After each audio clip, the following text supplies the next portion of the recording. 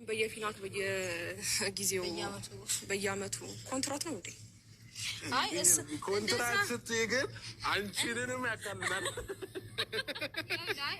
የራሷን አውርድ ብላ የብብቷን ጣለችው እንደሚባለው ተረት እናንተ በየጊዜው በየአመቱ ነው እንደምታገባ ኮንትራት ነው እንዴ ስትለው ሄርሜላ ኮንትራት ከሆነማ አንቺንም ያካትታል እየተባሉ እንግዲህ ፍቅር ራሱ ማለት ነው። ከዚህ ላይ በጣም ነው የሳቀች ማለት ነው። አውርሽ ራሱ ገርሞት በጣም ነው የሳቀ እና አንዳንዴ ምንድነው ብዙ ጊዜ ቀልድ ስናበዛ ምን ስንል ያን ሚስጥር ይወጣል ማለት ነው። ስለዚህ ዛሬ ሄርሜላም አውርሽም ያው እንግዲህ ሚስጥራቸውን አውጥተዋል። እሱ ምንድን ነው ትናንትና ሄርሜላ ፍቅርና አውርሽ ሩታና ሄርሜላን ሚዜ እንድትሆን ብለው ጠርተዋቸው ነበር። ከዛ በኋላ ምን ያንተ ሰርግ በየጊዜው በየአመቱ ኮንትራት ነው እንዴ በየጊዜው የምታገባ ስትለው ሄርሜላ እሱ ከሆነማ አንቺንም ያካትታልኝ አላላትም እንዴ? ወይኔ የበላቸው እንደ ትናንትና ተዋርደው አያውቁም ማለት ነው። ሁላችሁም ከዚህ ላይ ብታዳምጡ ኑሮ በጣም ነበር የምትገረሙ ማለት ነው። ቲክታከሮች ምን ይችን ፓርቲ ያላዳመጣችኋት? ምሳ ብዙ ጊዜ የአብሬሽን ሩታ ምናምን ነገር ታዳምጡና የሆነ ነገር ትቆርጣላችሁ። ይችን ነገር ምን አላስተዋላችኋትም ማለት ነው። ማንም ያስተዋላት የለም። አብርሽ እንዴት እንደሳቀ ፍቅር እንዴት እንደሳቀች ኮንትራት ከሆነማ አንቺንም ያካትታል። እና አብርሽ ያው እንግዲህ ሄርሜላን ለኮንትራት እንዳመጣት ኮንትራቷ አልቆ ደግሞ እንግዲህ ወደ ፍቅር እንደተመለሰ አሁንም ደግሞ ሌላ የፍቅር ኮንትራት ሲጨርስ አሁን ከዚህ ላይ ልብ በሉ የሄርሜላ አድናቂዎች ሩታን ስትሳደቡ የነበረ ሴት ልጅ ዝቅ ስታርጉ የነበረ አርግዛ ሳል ወልዳ ሳል በጣም ዝቅ አርጋችኋታል ማለት ነው። እንግዲህ እኛ ብለናል ሩታ ስለወለደች ስላረገዘች አብርሽ ሄርሜላን ያመጣት ለኮንትራት ለ6 ወር ለ7 ወር ነበረ። ያን ጊዜዋ ደግሞ አሁን እንግዲህ አልቆ አብርሽ ተገልብጦ ወደ ፍቅር ሄደዋል ማለት ነው። አሁንም ደግሞ የፍቅር ጊዜ እንግዲህ እስከሚያልቅ ድረስ ያው ይጋባሉ፣ ይፋታሉ፣ ያረግዛሉ፣ ምን ይላሉ እና እንግዲህ ያለው ነገር ይሄ ነው። ሄርሜላና ሩታ እንግዲህ እና አብርሻው ፍቅር የሴት ጓደኛም የላትም፣ ጓደኛ አላት ግን ቢሆንም የሚቀርባት በጣም የምትግባባቸው ሰው ስለሌላትኝ ሁለቶቹን እናንተ ጋር ስለታረኩኝ ስለተግባባሁኝ እናንተ ለሚዜ ብትሆኑኝ ምን ይመስላችኋል ብላ እንግዲህ ያው ጠርታችኋለች። ሩታዬ በቃ ቀልድ አይመቻት፣ የምታወራው ነገር ፍሬ ነገር አበቃችሁ ጨረሳችሁ የኔ ማር ማለት ነው። እና ወይዘሮ ሄርሜላም እንግዲህ ምንድነው ምላሿ? እኔና ሩታ ሚዜሽ ብንሆን እኛን ሙሽራ የምንመስል እንጂ ያው ማለቷ እኛን ቦንስሻለን ማለቷ ነው ማለት ነው።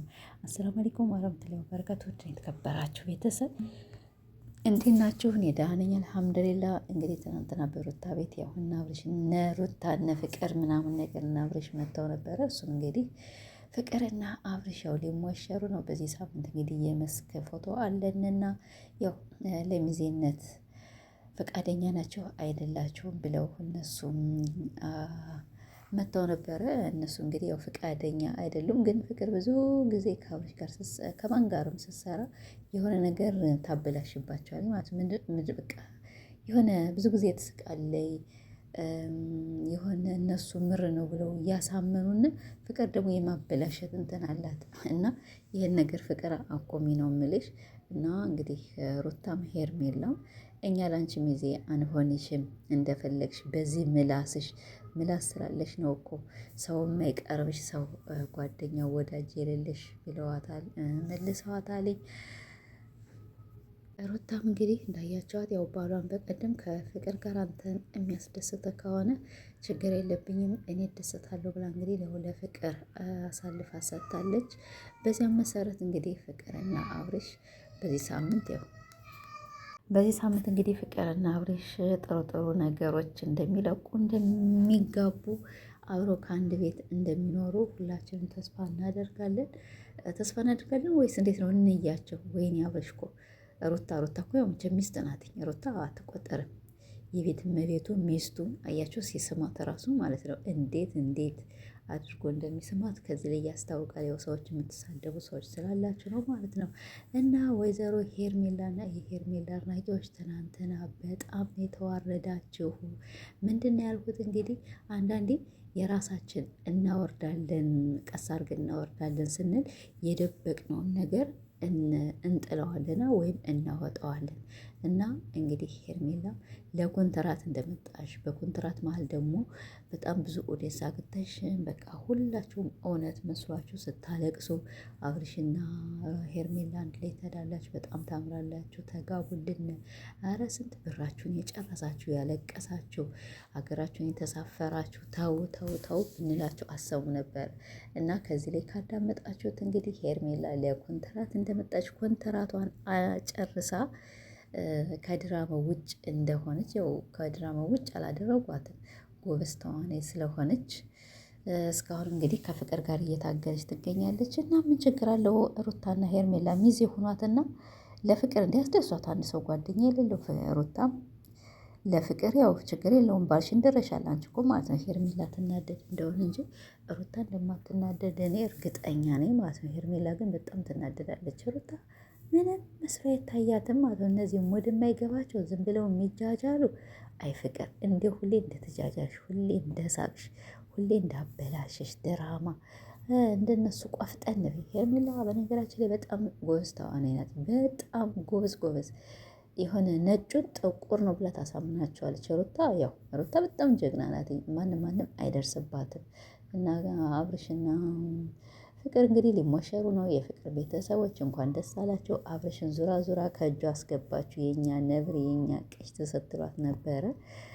እና እንግዲህ ይሄን ይመስላል ቤተሰቦች።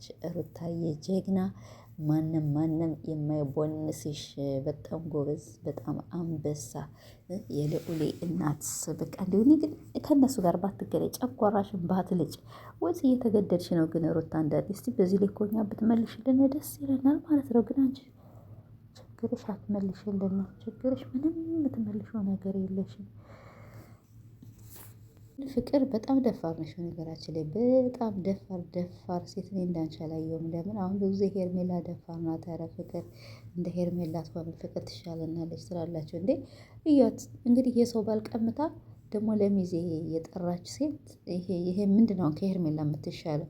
ሁለቶቹም አይሻሉ። ሁለቶቹም እንደውም እነ ሚዜ በሆኑሽና ማለት ነው ባስለቀሱሽ አብሬሽ ሩታ ትሻለኛለች ወይ ሄርሜላ ትሻለኛለች እያለ አይኑን ነበር ከነሱ ላይ የሚተክልልሽ ማለት ነው።